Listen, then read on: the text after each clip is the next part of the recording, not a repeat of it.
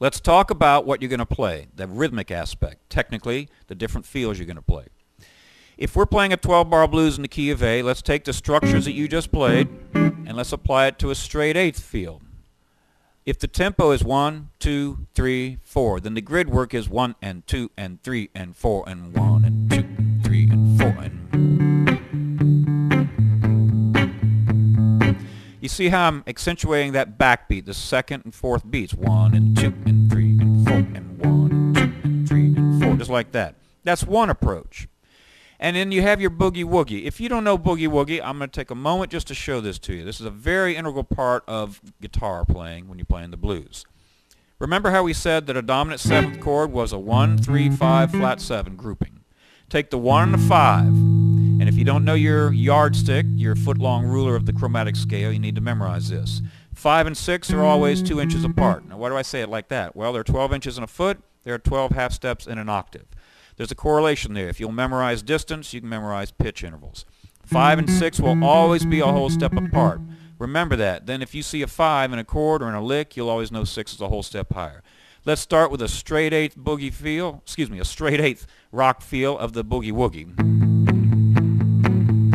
I'm just playing the 1 and the 5, the 1 and the 6. Now there are many, many variations of how you could play that, but the idea is that these are the two groupings that you're using, root and 5th, root and 6th. The same pattern applies over to the 5th string root, okay? So you might go and on and on and on, a lot of different variations. Another tone you could add in there would be that flat 7. 6 and flat 7 are always side by side. So we have,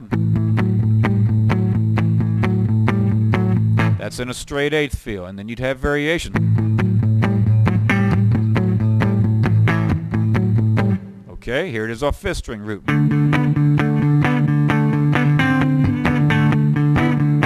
And on and on. For a shuffle feel, all you're going to do is change the rhythm. You don't have to change the notes.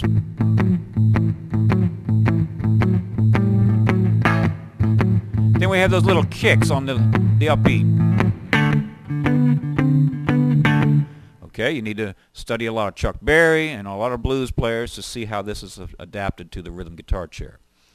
But some other approaches, especially for the swing feel, you have what's called the Freddie Green style. That's simply 4 to a bar. Let's go back to those 3-note structures. I'm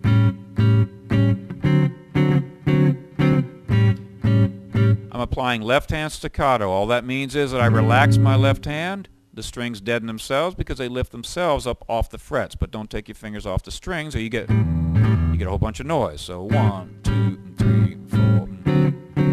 In the big band era, that was a very important rhythm approach. If you were reading a chart, you get hired for a gig and it says Freddie Green style. That's what it means. Quarter notes. Okay. Then you have a long style that you could approach. This is like a keyboard where you just block the chord out.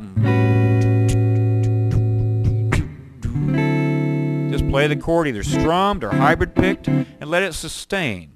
That's another way to just provide a kind of a pad in the back and to smooth it out in the rhythm chair.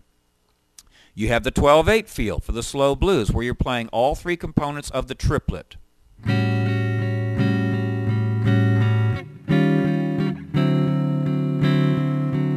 Don't play it like this. You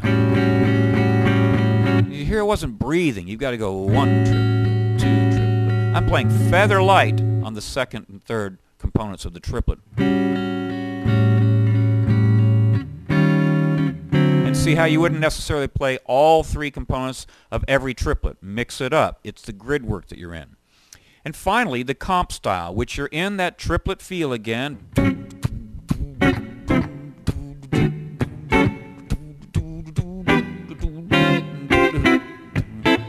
That's where you're punctuating, and there's a lot of stuff already going on in the band. The bass is walking, the band's cooking, and that's a great way for you to provide kicks, just like a horn section.